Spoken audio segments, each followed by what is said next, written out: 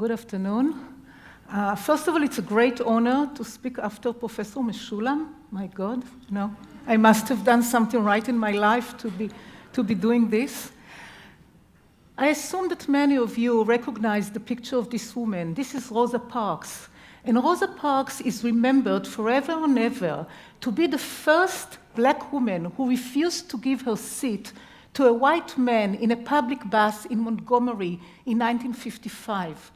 But Rosa Parks was not the first one to do so. In fact, she was the third woman to refuse to give her seat.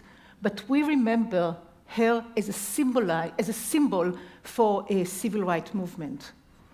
I believe that you recognize the picture of this young woman, Anne Frank. Around the world, when you say Holocaust, more people would say Anne Frank as someone who symbolizes through her diary, through her home, what we mean, the Holocaust. But behind Anne Frank, there are 6 million other Jews, most of whom we have no idea what their names were.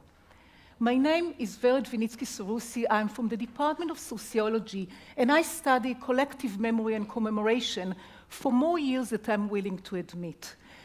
But what I'm really interested is how societies cope with their difficult past and shameful moments.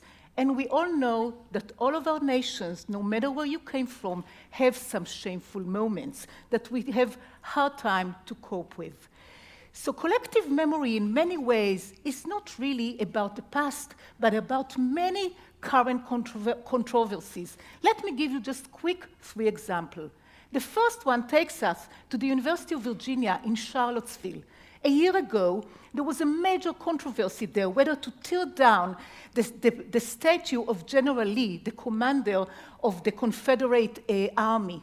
Within, there were 2 demonstrations taking place on that day in Charlottesville, at the end of which a young woman from the liberal side of that fence was killed. The Polish law. A few weeks ago, we woke up one morning and understood that the Polish government makes many restrictions on what can be said and researched on the roles Poles plays during the Holocaust. Not an easy situation. And the third event took place, in fact, in this very hotel, when some 15 years ago, General Rehavam Ze'evi, who was at the time a minister at the government, was killed by a Palestinian. Major controversies over whether and if to commemorate him, both because of his extreme right-wing views that were on the verge of illegitimate, and second, because there were many new revelations about his misconduct, to say the very least, towards women. So even, when we are here, we can kind of argue about collective memory. So collective memory is not just about the way we were, but in many ways it is about the way we are. It's about our identity, our dreams, about the way we perceive our life, our vision, and our future. The notion of memory is especially pertinent for the Jewish religion and people. Zachor, as we know from the commandment, "Thou shalt remember the Sabbath," or "Thou shalt remember what Amalek did to you," is one of, I would say, of the organizing principle of Judaism. In many ways, people say that Judaism is a community of memory. If you can recall the Passover evening, after you are done with all the fighting, who's doing what and where we're going to meet, you sit with the entire, family and friends, and you tell stories about the past, about the moment in which we became people. We narrate our past through special food, through special games, through special songs, and in that way, in a very lively way, we basically tell the story, our memory, to the next generation. But the notion of memory is not just our business. And the issue of collective memory became an extremely big thing towards the end of the 19th century, because this is when many nations are being emerged. And the new nations and the new regime ask their new citizens to do 2 things that most people don't really like to do. They ask them to pay taxes, the IRS, if you didn't recognize this logo, and they ask them, more than paying tax, they ask them to sacrifice their life, When you go on your way from this hotel up to Mount Scopus to the ceremony this afternoon, please take a look on your left. You'll see this British cemetery, military cemetery, that was one of the very first ones to build in this form right after World War I. And in fact, the Israeli military cemeteries follow this model, and it's a very democratic model about which I won't elaborate at the moment. But the important thing is that those new nations ask the new citizens to pay taxes and to sacrifice their life. And the citizens look at each other and say, what do we have in common with those new tribes? We barely speak the same language. And collective memory and a sense of a shared past becomes to be the glue that makes people willing to do those two acts. So when we are celebrating now the Hebrew University 100 years, we are looking back, but we're also looking forward. So my question, and I'm going to use the rest of my time during this short talk, is to ask, what does it take to be remembered? If we want to make sure that someone very important to us, whether in an event or a specific individual, we want to make sure that we will remember him or her 10 years, 100 years from now, what does it take to be remembered? So first of all, it takes time. And when I say time, I mean having an official day in the calendar. For example, an official day, a memorial day for the Holocaust, or a memorial day for the fallen soldiers. And why is that important? First of all, because the education system uses this opportunity to educate the future citizens of the nation. But in addition, this whole process enables a conversation. And let me give you an example from my own home. When my daughters were young, one of them is already a graduate of this university, but when they were young, sometimes they would remind me that they need a white shirt for the following day because they need to go to school and they need on those memorial days to come with a white shirt. Sometimes I reminded them, sometimes they reminded me. So while we're preparing, and of course the usual chores at home, you can tell me 2 days ago, why always it has to be at the end, the last minute, where am I going to find now a white shirt? I don't have time to iron. I have a career at the Hebrew University I have to maintain, and so on and so forth.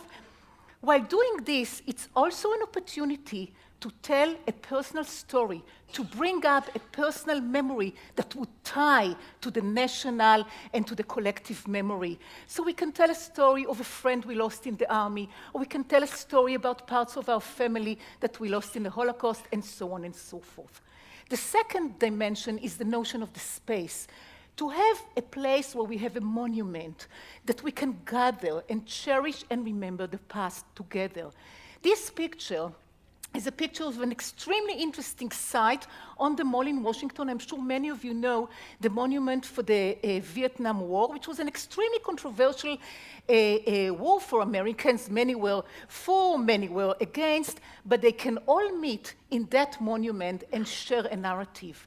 When we speak about mnemonic space, we also have to remember that nowadays, and Yuval Noah Harari mentioned it during his talk, that the virtual space is also going to play a very important part in the way we construct our collective memory. So this is something to be thinking about as we think about our research in the future. The third dimension, and we have 5, not 50, just 5, are the agents of memory, because behind every monument, there are architects. Behind every history books, there are people who actually wrote the books. But one of the most important categories of agents of memory for people beyond high school are movie directors, because much of what we know about the past comes from movies. So you can take a quick 3 looks at, the Schindler List by Spielberg. So many people around the world know about the Holocaust because they saw that movie and that's what they know. So we better take a good look at those cultural products.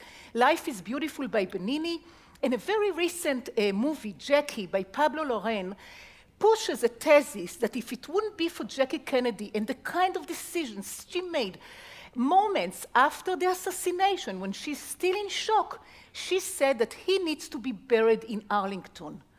Placing Kennedy in Arlington rather than in the family estate in Massachusetts may contribute tremendously to the fact that Kennedy stayed at the heart of the American nation. But throughout this movie, Pablo Larraín is doing yet another move of memory, because he himself becomes Jackie Kennedy, agent of memory, because now we are exposed to her story too. The fourth dimension is the notion of the institutionalization. To sustain and maintain a memory, certainly in the digital era, when young generation are interested in interactive activities, we need a lot of money. And I can give you just 2 examples of brand new museums, really cutting edge in the field. I highly recommend you to go to them. I drag my family all over the place to see, you know, mnemonic museums. So much for the fun this family gets. So this is my left and this is my right, you can see the Museum Pauline in Warsaw that narrates the story of the Jewish community prior, during, and after the Holocaust, while on the other side, you can see the new museum in Washington, the Museum for the Culture and History of African American. This is a museum about which there was 100 years of controversy, and no doubt, talk about agents of memory, it was opened during Obama's term. The fifth dimension is the notion of the culture. When we look for a theme that we want to commemorate, it better has a good fit with the culture of the commemorated society. If you're looking at this building, I'm not going to do here a quiz, but I suspect that most of you do not know what building is. This is on 16 Rothschild Boulevard in Tel Aviv. And this building hosted one of the most important moments of this nation. This is what David Ben-Gurion said, "Here we thereby declare." And this building has been totally deteriorated for close to 70 years. And one of my recent researches has to do with this puzzle. How come the place, you know, Israel being really occupied with nation building and its independence, how come this place has been so deteriorated and neglected? Part of my answer, it's not the whole answer, this is a different lecture, part of my answer has to do with the fact that nobody died in this building. And there was no war that took place here. And when death is one of the organizing principles, it's a problem to do something about it. So when we go back to Anne Frank and Rosa Parks, these 2 women had the 5 necessary elements to make sure they will stay as part of our collective memory. They had special time, special space, agents of memory, institutions, and culture. But if you think that once you put a monument or your name somewhere, this is it, I've got news. Collective memory is an extremely dynamic process. Things may change because culture may change. Its agents of memory may lose power. Take a look at Abraham Lincoln. When he was assassinated, he was an extremely controversial figure in America. He barely made the election 6 months before. But 60 years later, when the generation that went through the Civil War was already dead, and the American nation is looking up for a figure that will inspire it right before it enters World War I, they turn to Lincoln and make him its unifying father. When I look at Rabin, which at the moment is an extremely controversial figure, relatively controversial figure, I think that 40 years from now, he may stand a chance to become kind of a Ben-Gurion of the Israeli nation. In fact, when I compare his biography to other people's biography, he has a very impressive biography. His biography, of course, won't be changed, but Israeli society may change, agents of memory may change, the status of the conflict may change, and so on and so forth. So collective memory is an extremely dynamic thing. Just to conclude, you know, our past and our collective memory is extremely important because it's part of who we are. And if we are losing it, you know, both on a personal level as well as on a collective level, we may face a problem. But what we really need to do is look towards the future and not to forget to also enjoy the present. Thank you very much.